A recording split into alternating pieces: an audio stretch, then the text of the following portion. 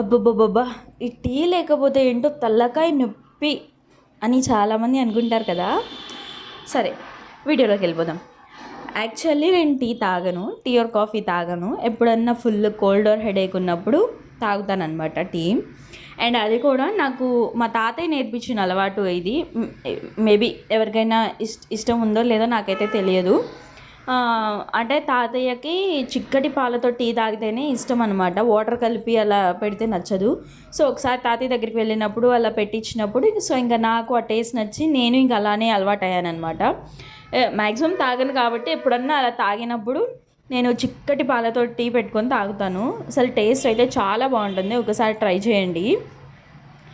ఇంకా కోల్డ్ ఉన్నప్పుడు అల్లం, యాలకులు ఇవి వేసుకొని టీ తాగితే చాలా బాగుంటుంది. సో ఇక్కడ నేనైతే అలానే పెట్టుకుంటున్నాను. నాకు కోల్డ్ అండ్ హెడేక్ ఉందని నేను టీ పెట్టుకుంటున్నాను. సో అందుకు ఎవరన్నా ఇట్లా టేస్ట్ ఒకసారి ట్రై చేస్తారేమో అని చెప్పి వీడియో తీస్తున్నాను. సో కొంచెం అల్లం దంచి వేసుకోండి. అండ్ అలానే కొంచెం యాలకులు వేసుకోండి. ఒక యాలక సరిపోతుంది. అండ్ అలానే కొంచెం టీ పొడి, కొంచెం చక్కెర వేసి చిక్కటి పాలు వేసి ఒకసారి మిక్స్ చేసుకొని స్టవ్ మీద పెట్టేయండి.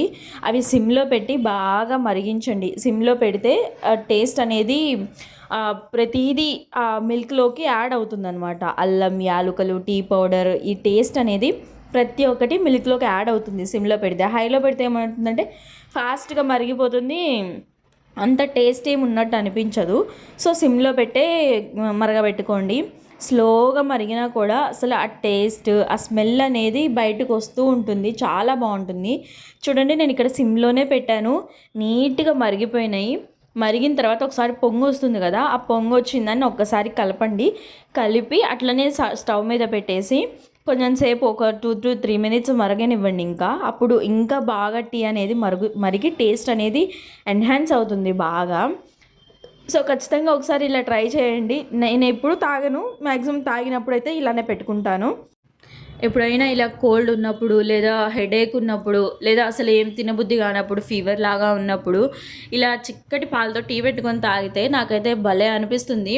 అంటే నాకు అలవాటైంది కాబట్టి నేను అలా చెప్తున్నాను. నార్మల్గా టీ తాగను, బట్ ఎప్పుడన్నా బాగాలేనప్పుడు, ఇలా వర్షం పడేటప్పుడు ఇలా తాగినప్పుడు కొంచెం గొంతులో ఆ సూతి రిలీఫ్ అనేది ఉంటుందన్నమాట. సో అందుకు నేను చెప్తున్నాను. ఇక్కడ నా టీ అయితే స్లోగా సిమ్లో పెట్టాను కాబట్టి స్లోగా నీట్గా మరుగుతున్నాయి. సో మరుగుతున్నప్పుడల్లా మనకి పొంగు వస్తూ ఉంటుంది. అది కొంచెం తిప్పుకుంటూ ఉన్నామంటే ఇంకా బాగా మరుగుతుంది అనమాట. పొంగిపోకుండా మనకి స్టవ్ అనేది ఖరాబ్ అవ్వకుండా ఉంటుంది.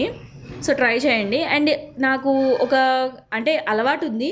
ఇఫ్ మీకు ఎవరికైనా ఉందా, లేకపోతే నేనే వింతగా అలవాటు ఉందా నాకు, ఏంటంటే ఎప్పుడన్నా హెడేక్ అస్సలు కంట్రోల్ అవ్వట్లేదు అన్నప్పుడు నేను మిల్క్ షేక్స్ లాంటివి లేదా కూల్ డ్రింక్, సాఫ్ట్ డ్రింక్స్ అలాంటివి ఏదైనా తెప్పించుకొని తాగినప్పుడు నాకు కొంచెం కంట్రోల్ అవుతుంది అని, దానికి తగ్గుతుంది అని నా ఫీలింగ్ అనమాట. నాకైతే తగ్గుతుంది, నాకైతే కంట్రోల్ అవుతుంది.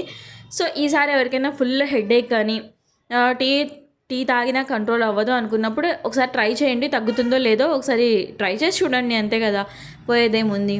నాకైతే ఇక్కడ టీ నీట్గా మరుగుతున్నాయి. ఎప్పుడెప్పుడు కాగితే ఎప్పుడెప్పుడు తాగుదామా అని వెయిట్ చేస్తున్నాను.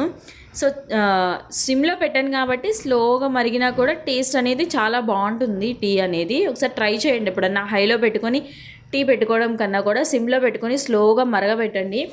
చాలా బాగుంటుంది టీ టేస్ట్ అనేది. నాకైతే ఇలానే అలవాటు.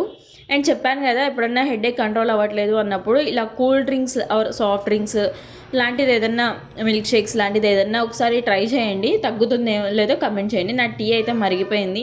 అండ్ నేను ఇక్కడ ఫిల్టర్ పట్టేసుకొని నేను కప్లో పోసేసుకుంటున్నాను అనమాట. చూసారు కదా, కలర్ కూడా చాలా బాగా వచ్చింది. సిమ్లో పెట్టి మరగబెట్టాను కాబట్టి. లేట్ చేయకుండా సబ్స్క్రైబ్ చేసుకోండి. Bye bye.